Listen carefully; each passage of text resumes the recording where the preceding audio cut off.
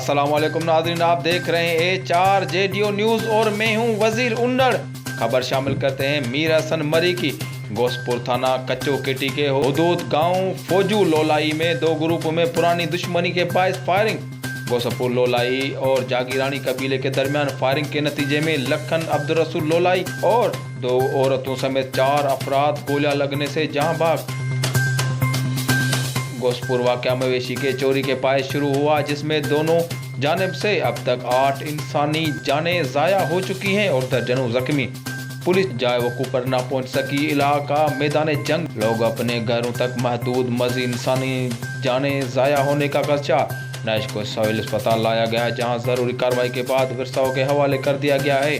Police इंतजामिया की नाअहली से इस खून रेजी को ख़त्म करने के लिए ना कोई खातिर ख्वाह अमली इक़दाम किए गए हैं और अब तक ना ही कोई गिरफ्तारी अमल में आई है। मज़ीद खबरों और अपडेट के लिए देखते रहिए A4 JDO न्यूज़।